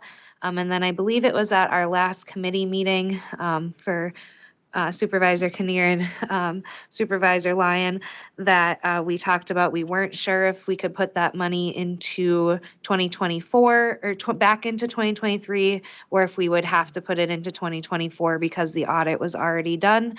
So Jane has an update on that. She's been working with the auditors to see what we could or couldn't do with that as well. So Jane. Okay. The answer is yes, we can, by the skin of our teeth, get that put back into 2023. The audit cycles for the county, we have many different audits for different reasons, but the financial audit for NDC is the first audit of the year. We are an enterprise fund, so ours is separate and special because we're run like a business. So our audit is first, human services, and the rest of the county is middle of the summer. So our audit is just about done. And the auditors this morning said I should have those by tomorrow. They said we could put the money back into 2023 as, you know, the revenue is truly earned. The July through December revenue for that rate adjustment can be put back into 2023. It amounts to about $250,000. So that's $30 or $20 per day per Medicaid resident. So that was a nice increase. And then the 2024 revenue that we see from that will of course be posted to 2024. The rates will change again in July. And then I don't believe October will have another pay rate change, but they have been working instead of quarterly updates. They're trying to get back to a once a year rate. So Medicaid is always in flux. What we budget may not ever be what reality is. But the Thank news you, Jane. the news on the putting it back to 2023 is yes, we can. Thanks, Jane. So that concludes my community mentor administrator report. Unless there's any other questions specifically for me before we go on to finances. Gordy, yep, thank you. I'm not sure if this is the right time for it or not, but to be honest with you, I've been at the Neighbors one time since it's been built. And I'm just curious, do we need appointments or do we need any kind of ID in order to get in, look around, talk to people, see what's happening over there? I mean, You can come whenever you would like. If you want a formal tour by either myself or Laura, you can set that up with us and we can give you a formal tour. Also, sometimes if someone wants a tour that involves more of the facility side of it too, we'll bring Scott along because he can answer questions about boilers and things like that that are way over my head. So They literally are. yeah, very much so. So if you'd like a formal tour, set up a time with us. Otherwise, anybody is welcome at any time. Okay, thank you. Mhm. I'm not much on formal to start with, so I just like to poke around. I just didn't know if I walk into a locked door. Oh, yeah, so not the locked doors on the outside are completely open. If, once you're inside the facility, there are locked doors for certain things, so you couldn't get in everywhere. You would be more visiting as a visitor. If you want a tour of some of the other spaces, you could find one of us and we can help you. Thank you. Just to clarify, that wouldn't necessarily mean that you'd want us going room to room talking to individual patients, does it? Or would that be okay? I mean, you can. Okay. They might not want to talk to you. It just depends. You just go in and ask and say, can I talk to you? They might. Okay. Yeah, you can talk to anybody. Visitation is open to anyone 24/7. So anybody can come in and visit a resident or go around, talk to them. Things like that are fine. And Sheila, there are people that actually do that, go around, and they might have had a spouse or something in the nursing home, so they feel comfortable and they go around, and it's amazing. It's really cool. Yeah. Well, Dr. Brown, for example, comes and visits with residents all the time. He'll just walk around and see who wants to chat with him. So he's an example of that as well. I do know that as a member of the Moose Lodge, we've had people come out to Christmas carols and things like that. So I just, not knowing exactly what I needed in order to get in. Oh. Thank you. Yep, anytime. That helped me out too, actually. I didn't know it was 24/7. Yes, we are actually, that's a federal requirement that we are required to allow visitation at any time. The doors are locked at night for safety purposes, but there's a doorbell next to them and staff come and answer them. So Wow. families can come in at 2 a.m. if they want to. Okay. Nope, no no sign-ins sign-in. anymore. No sign-ins Okay. anymore. Okay, Jane, you have some more for us then? Jane, you're muted.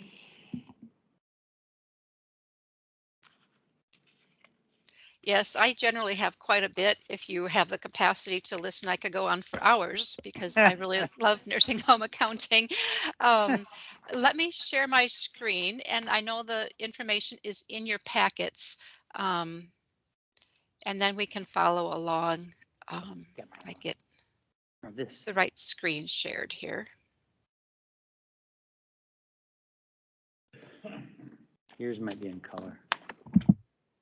Okay, it's not going.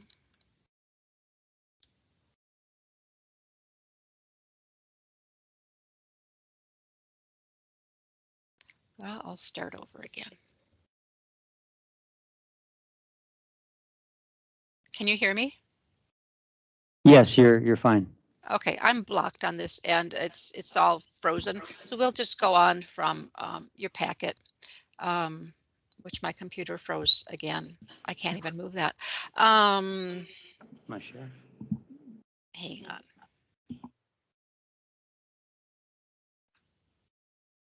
It worked fine until I wanted to share my screen. Well, while Jane's doing that, normally Jane goes through and we'll go through the financials and the revenue and the expense and where we stand at the end. And where we stand at the end of this particular time period and where we project to stand in revenues and expenses and income or loss. And right now, in our packet, we have the entire neighbors, and then it's broken down into east and central and west.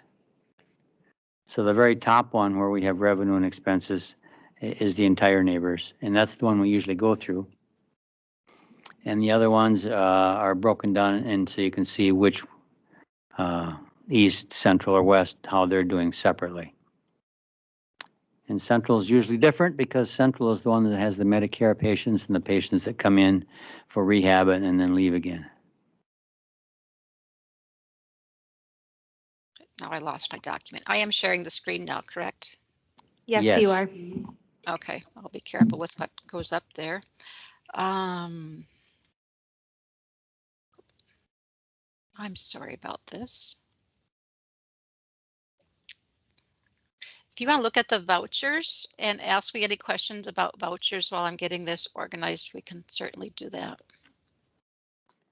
Okay, the very last part of our packet was a long list of vouchers that are separated by east, central, and west, and separated also by, what would you call it?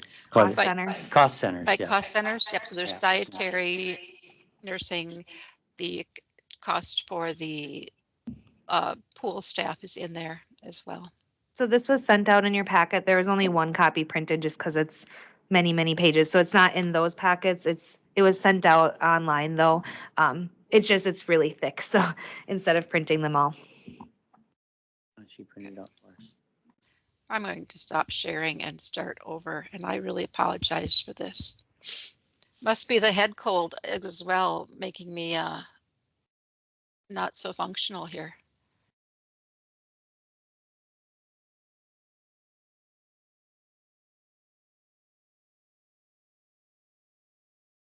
I can't get my packet up. That's the problem now.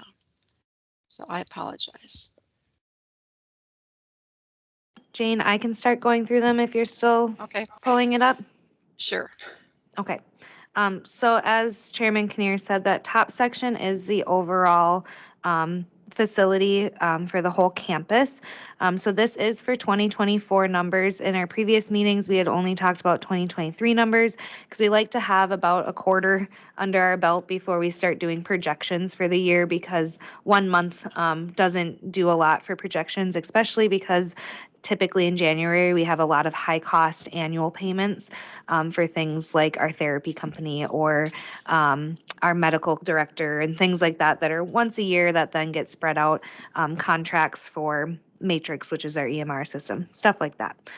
So on this, you can see all of the different revenues and expenses.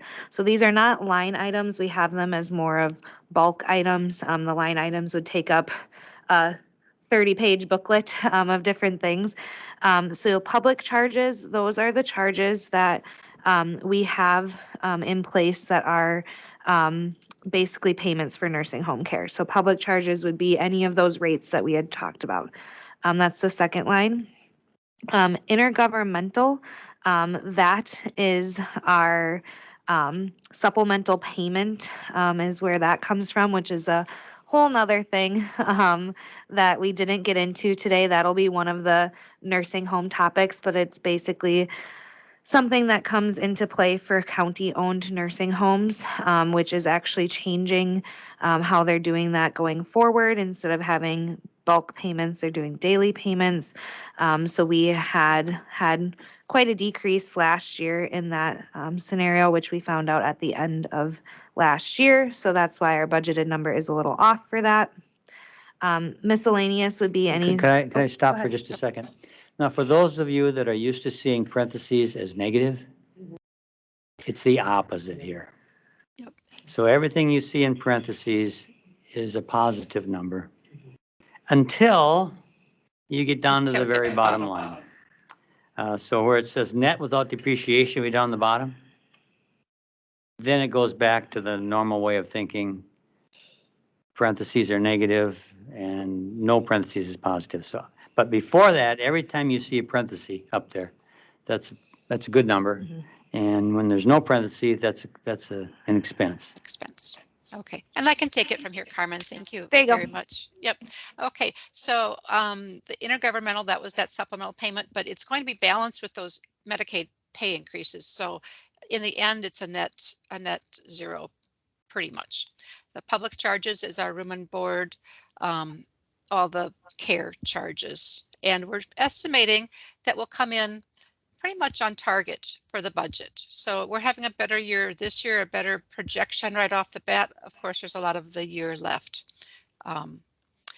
In miscellaneous revenue, that does include the senior meals. So that's why there's a lot of projected and budgeted miscellaneous revenue. That's the senior meals, land rent, and some other miscellaneous things that really aren't in any other category. Any questions so far? Okay. Interest is what we charge. It's a revenue. Let's say the VA makes a payment that is 6 months old. They always do pay, but sometimes it takes a while. They will pay us interest. And also we charge interest on late private pay accounts.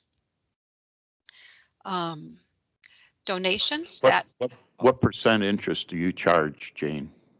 Oh, I think it's 1% per month, so it's a net 12%, not compounded. It's per state statute or federal statute that we can only charge up to so much. It's not like the other departments of the county that can charge a little bit more. Everything has a regulation.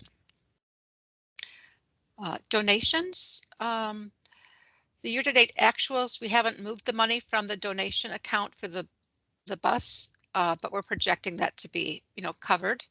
And the bus expense is down at the bottom with CIP expense. So there's some different revenues coming in. For the bus specifically, it was covered by donations that the building and all the staff have done.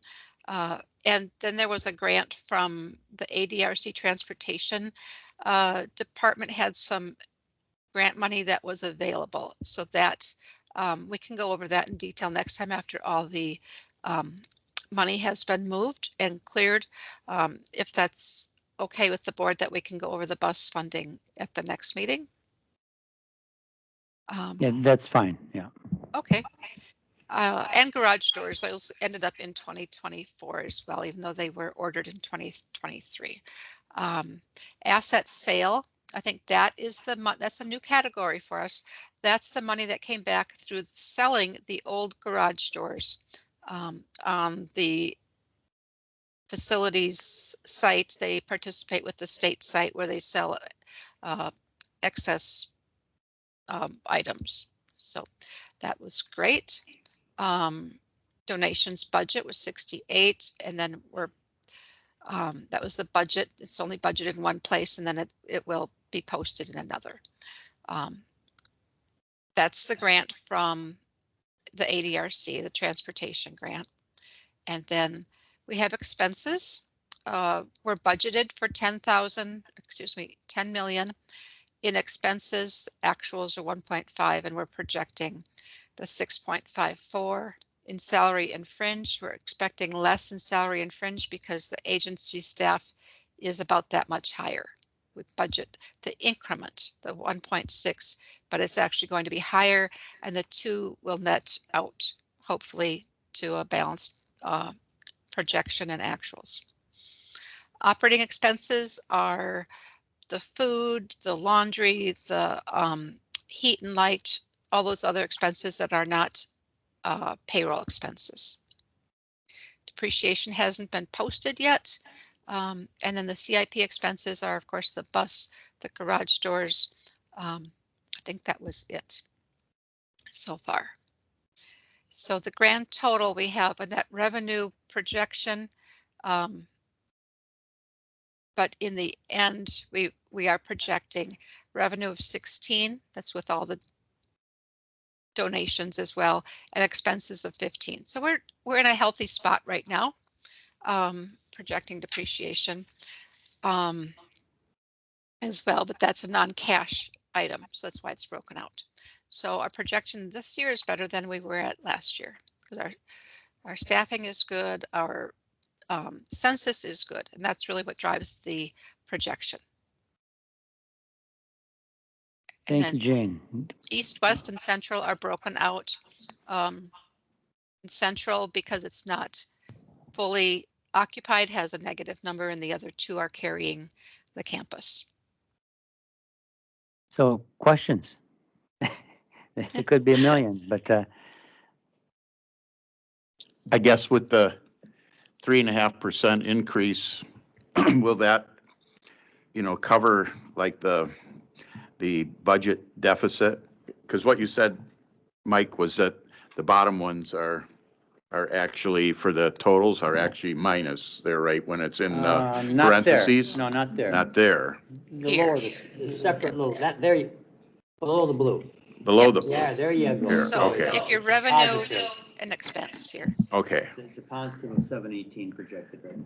okay, thank Sorry you, about that. thank you. Then as you see in 22 and 23, we had some bad years fiscally. The year before that, we had $1 million excess. So it goes up and down depending on the COVID grants and some other, variables. Yep. Okay, moving on then to this. I just downloaded it. I can't put it the right way right now, but in your packets, you'll see the staffing report. The top line is for the agency staff. And then there's an agency staff summary. And then we have a nursing, like the direct care nursing that we hire. And then the total combined of all the nursing category. So we're projecting a $2.5 million expense there. And our budget was, oh, that doesn't make sense. All nursing.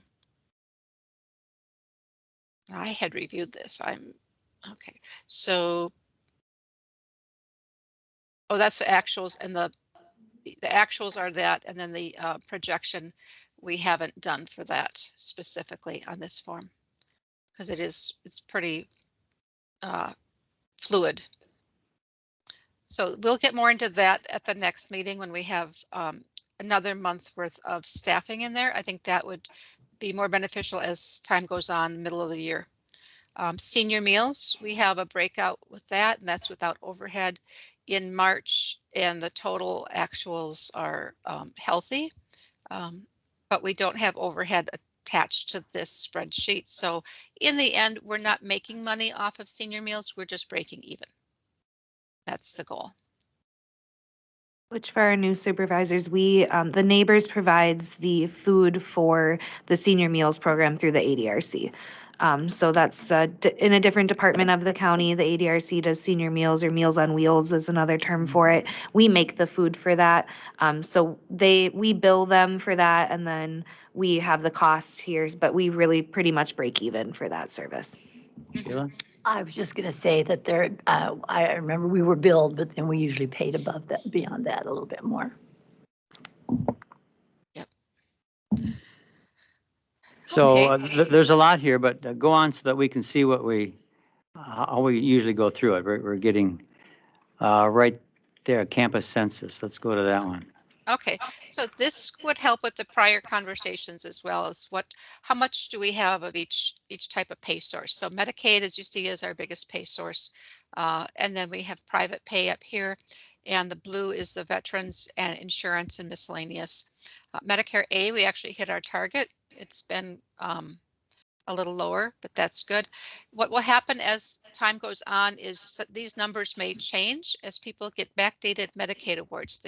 They're coded in as private pay until they get their Medicaid award, and then we go back and we update the numbers.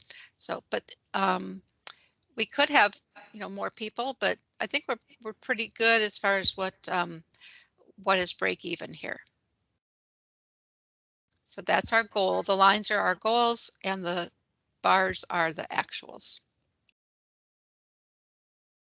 The aging summary is something I always present. The blue lines are the current. What's current due, like private pay is due right away.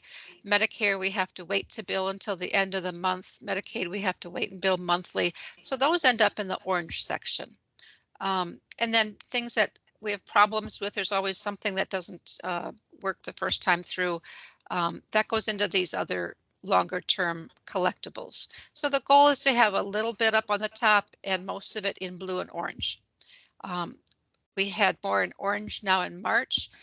January was a really great month. We cleaned things up.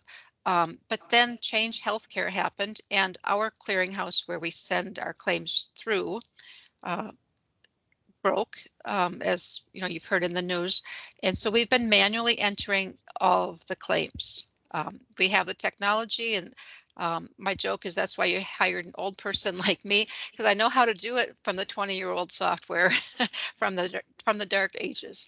But we've worked really hard. We're manually entering all the Medicare A claims. Our cash flow is still pretty good, although there are some things that we haven't billed out because it was just too time consuming, and we knew we had some time to do that. So now our Medicare B claiming is back up online. That has been submitted, and the orange should go down by next month. So we've been So- very lucky to navigate all the electronic issues that have happened the last 2 months. So the way I think of those bars as the ones in the top are the oldest bills, the ones that haven't been paid for a long period of time. Mhm. And work our way down to the ones that are just normal, we're waiting on them. Yep.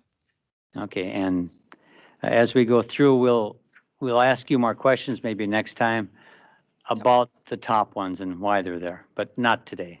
Okay, Unless yep. someone really has a question. Okay. Okay, good.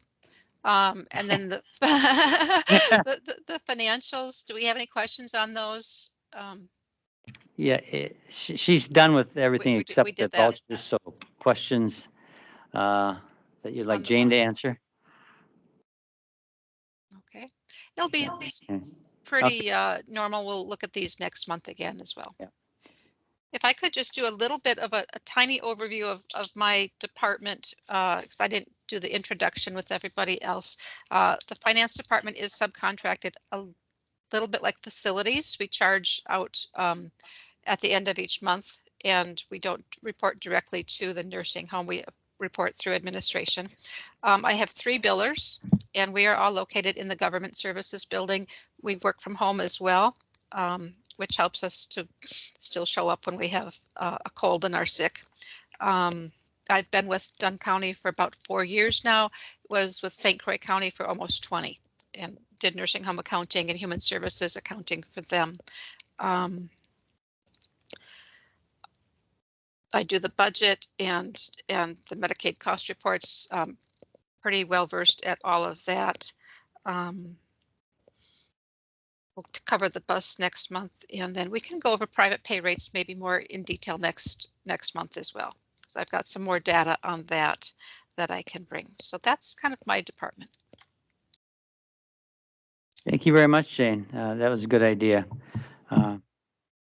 To introduce yourself and tell us a little bit about your department and how you actually bill us for your services, just like Scott did. Yep. Yeah. Anything else for Jane before? Jane, do you know everybody on the committee? Would you like us to introduce ourselves to you?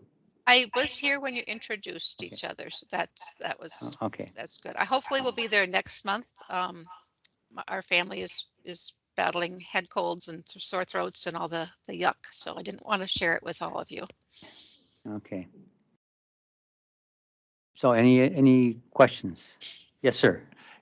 Yeah, Jane, I noticed that, which was good that you recommended a 3.5% increase.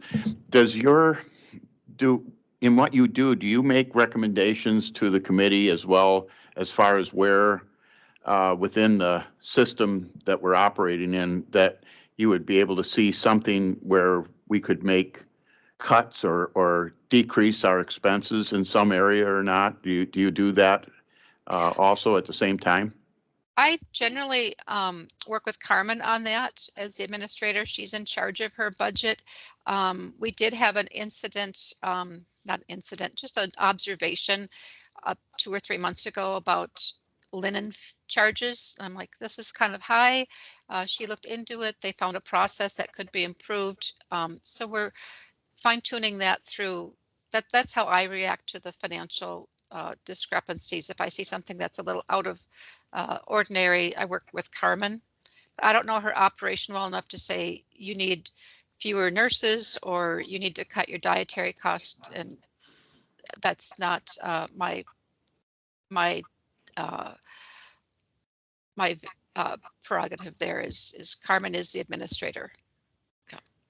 The committee's involvement in that would be through the budgetary process. So every year we prepare a budget. So we don't go over line items typically with the committee prior to us preparing it.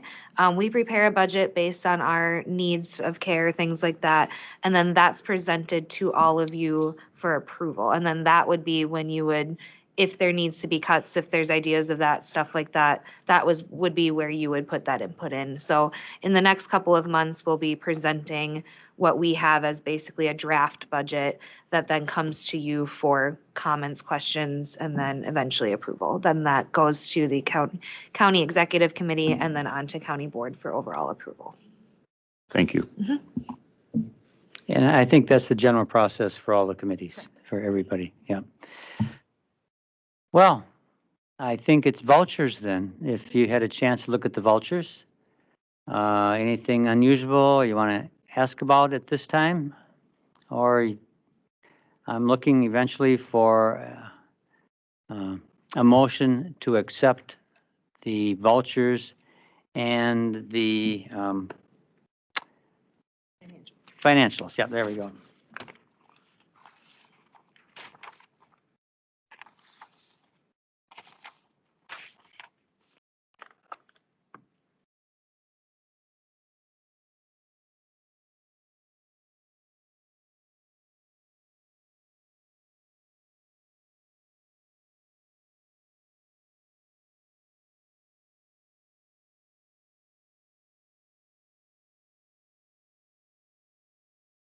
Yes, sir, to accept the financials and the vouchers. I make a motion to accept the vouchers and financial reports as presented. Thank you. We have a first. Second. Second, thank you. We have a first and a second. Any other discussion? Question. Question? Yes, Sheila. You do contracts with a lot of these individual suppliers of food, right? And do you often then compare them each year, or do you just kind of trust that they're a good group to work with, your Reinhardts and your Cisco's and all of those different? Sure. So they're not technically on contracts. So we work with a few different food companies and then we actually compare them against each other regularly. So every time things are ordered, if chicken breast, for example, that's something we order a lot of. If it's cheaper on Cisco this month than it is on Reinhardt, we'll buy it from Cisco and we go back and forth between them. So we have a couple of different vendors. Some of them are very specific to what we get from them. So we have local vendors for dairy products as well as bread products as too, because we get a better product from them and we can get it at a reasonable rate. And what do you have to do with the leftover food? Leftover food has pretty strict regulations on how we use it. So depending on what it is, there's certain storage regulations on usage. When we make food, then out in the households, we will keep it in the households. If residents say we have spaghetti one night and that's something they really like, someone might want that the next night instead of the cheeseburger we have on the meal for that night. So we save it as long as we can, but it is then disposed of afterwards. And your advertising, is that mostly for new staff, or is there another reason for advertising? Staff as well as residents. So it's a little less resident focused now. Years ago, we were more fighting for referrals versus now we have more referrals than we know what to do with. But we do also just like to have the neighbor's name out in the community too, as positive PR. So some things that we do for advertising, I think one that would be on this vouchers was we got bags for the farmer's market. We're on the bags. So the farmer's market sells bags every year that are reusable. There's a neighbor's logo on it. So staff and residents. And cell phone use, is that, do they have their own cell phones that they get reimbursement for if they use that cell phone, or how does that work? Cell phones is we have 3 cell phones that are one for each building. Those cell phones are a requirement for emergency purposes. So if our phone lines were to go down, we still have a way to call 911. So that's what the cell phone charges. Thank you.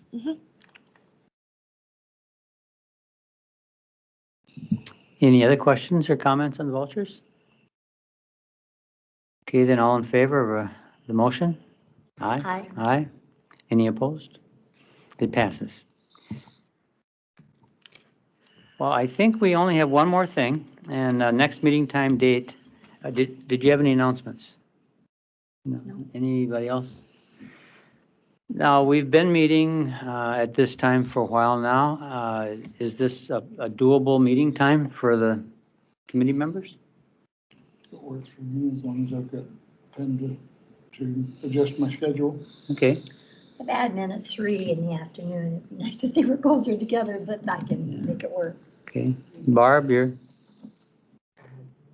Okay, then let's just keep it Okay. at, keep it this time, and this still works for staff. Yeah. Okay, because that's one of the considerations we need to do. Fourth Thursday is what it would be. Correct. So the next one would be on the 23rd of May at 9 a.m.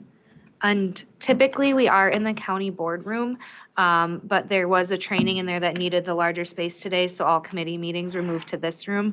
That's something that is kind of fluid. It'll either be in the county boardroom or this room, which will be posted on the agenda, as well as the meeting invite that goes out on Teams. So you will be getting a separate Teams invite for every meeting now, per Dan Dunbar's request, because it makes it difficult with the recurring meetings. So you'll have them all out there. Every month you'll see an invite from me or someone at the Neighbors for a Teams meeting, and it'll have the location on there as well. And of course, every month we will get a packet from Chris Anderson, Correct. and that will contain everything.